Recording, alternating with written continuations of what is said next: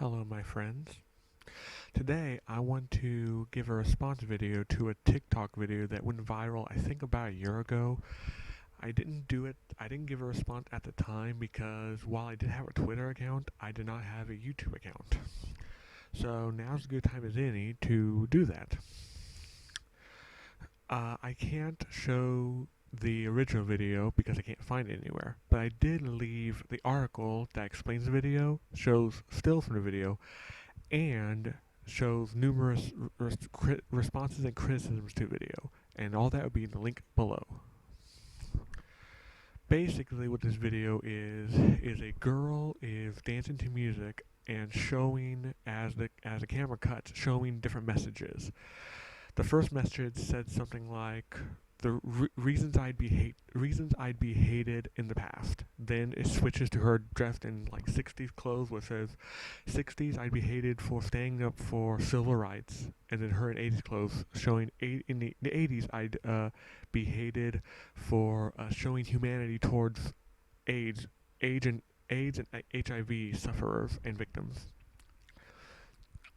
And this has drawn a lot of criticism for being tone deaf. Many people are saying, like, yes, this random white girl who has a good life is talking about being a, basically being a freedom fighter for those less fortunate. Many people have said that, she's too privileged to understand what any of this means. And here's the thing. I believe that the video is tone deaf, but not for the reasons they are claiming. Now, before we get into this, I want to make very clear that I do not want anyone to harass this girl. Apparently, after she made this TikTok video, she allegedly was harassed so much that she had to remove all of her social media accounts. That could very well be the reason why you can't find this video, or at least I can't find this video, and I'm not going to show it. I'm not going to look for it on TikTok itself because I'm not going to download it. I try to avoid things that are from China as a rule. So I'm just asking that no one try to harass her. What we should do, what I should do, is pray for her, because for two big reasons, well, three actually. One, all of God's children are valuable. Two, if she's being harassed, she will need God. And three, like I said, the video shows tone deafness, so we only pray for her to mature and become a better person out of it.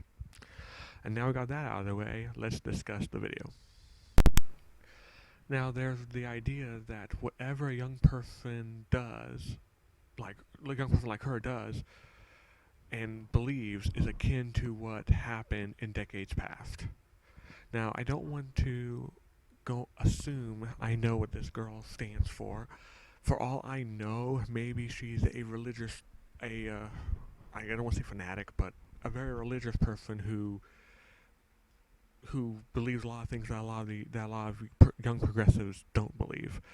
But if I'm going by what the odds are, I'm going to say she's probably a left-leaning, if not progressive, millennial / Gen Zer, whose beliefs probably align with the vast majority of her peers. These type of people believe that whatever they do, often say, don't even do anything, somehow helps minorities in tough times. The big issue with this is, from many standpoints, it doesn't. In fact, a lot of times, the people that they claim are hurting minorities actually help them. And I will discuss what I mean by that a little later in the video, because I'll be referencing one of my videos. A little bit of shameless plug in there. Basically, the big issue is that a lot of these young people, and I know I'm one of them, but a lot of the young people who would lean left or progressive Christians or spiritualists, that kind of stuff, or skeptical millennials, all kind of believe the same and do the same without really ever doing anything. For instance, protesting random things does not help. And while they claim it does, they claim they're doing something while they really do nothing. And this video is one of the and this video is obviously one of the reasons here. It's like, okay, grown if we made a TikTok video. Is that it? Who does that help? How does that help segregation in these cities? How does that help how does that help poverty in these cities that have a lot of minorities? It's like it doesn't. Just like protesting the name of a football team doesn't help anyone. It doesn't help reservations, Native American reservations. And that's where tone deafness comes from. But there's more. The issue is that young progressives are not going through what many freedom fighters went through at the time. And there are several facets I can point to as an example. But the biggest example I will point to is the media and public perception. Today, the media at least is on their side, which was the complete opposite of the past.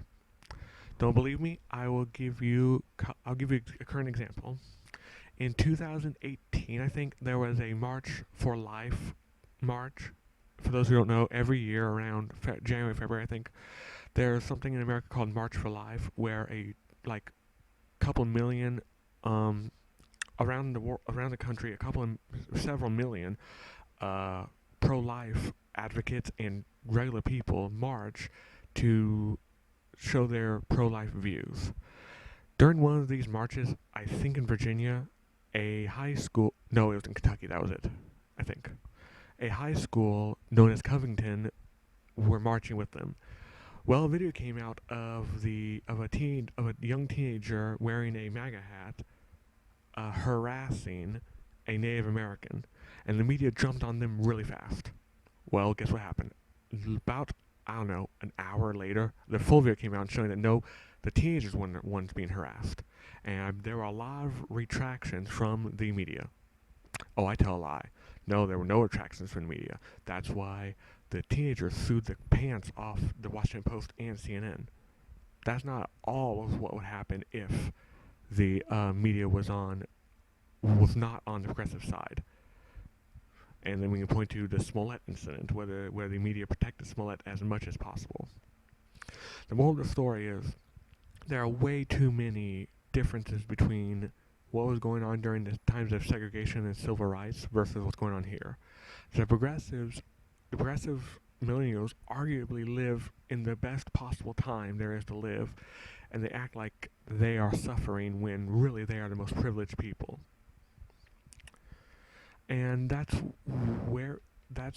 and when we talk about this later, because I should have adjusted my script a little bit, but that's ultimately the problem is millennial and Gen Z progressives are prone to projection and hypocrisy.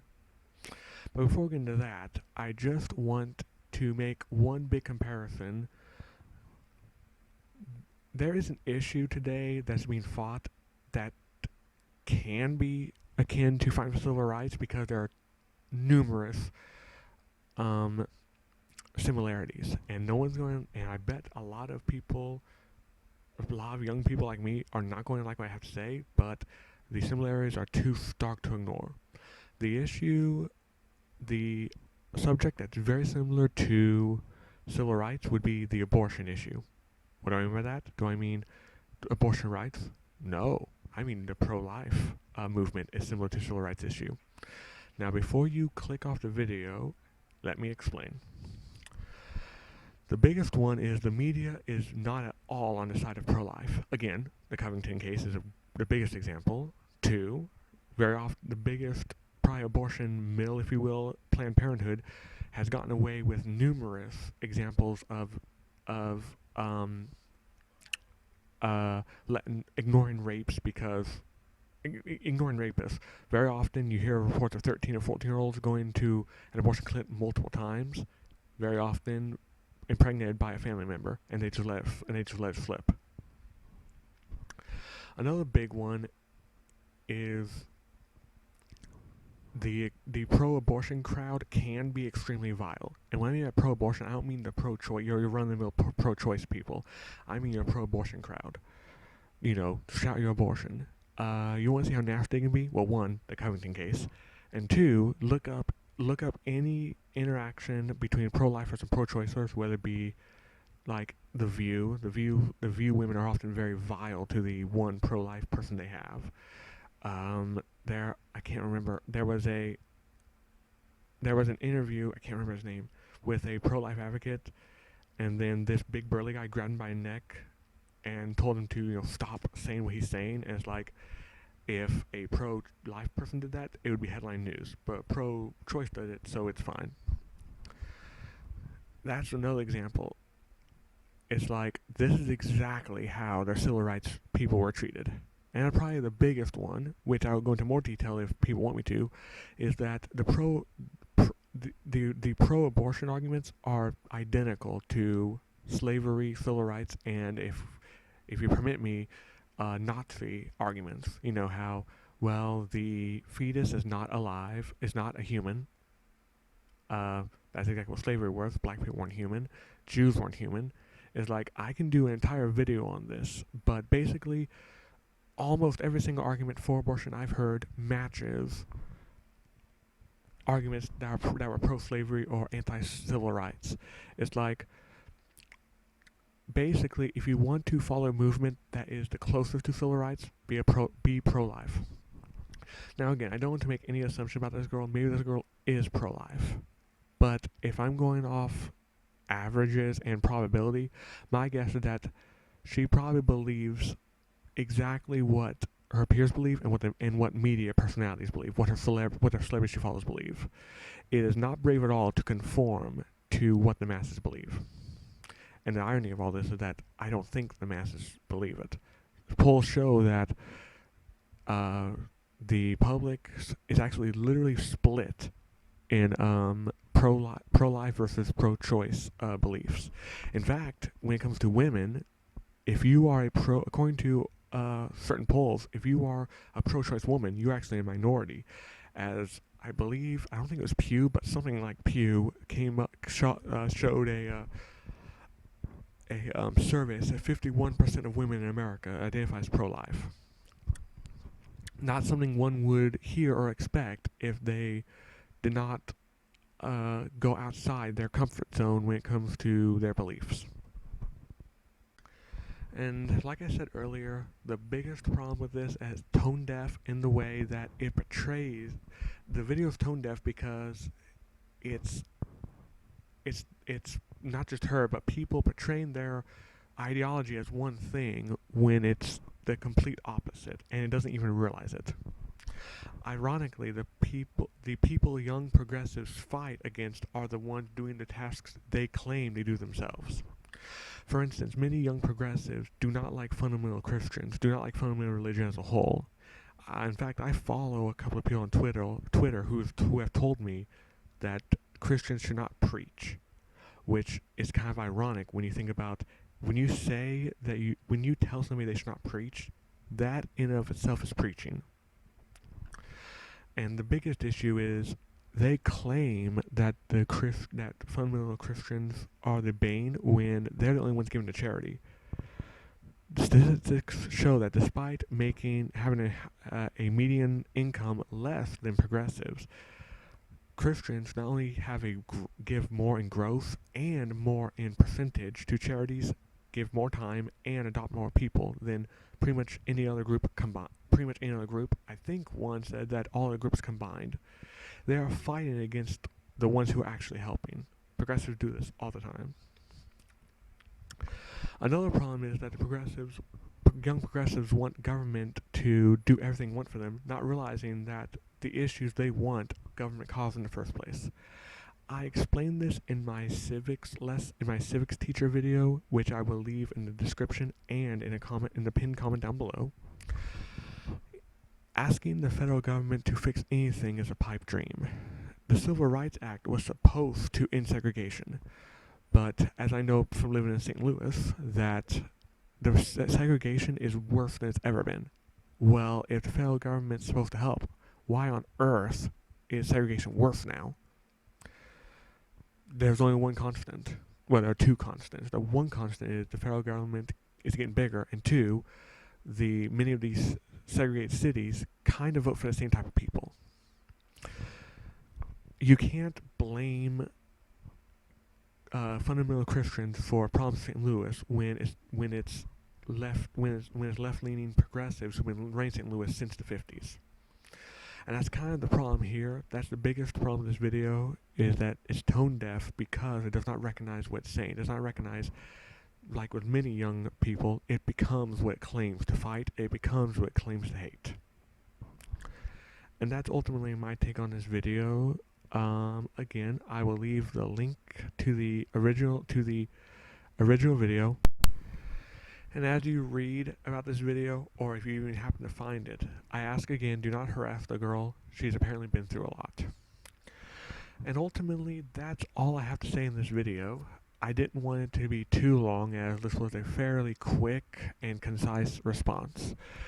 So, if you like my videos, please subscribe to the channel and click the notification bell to actually be notified when I post videos.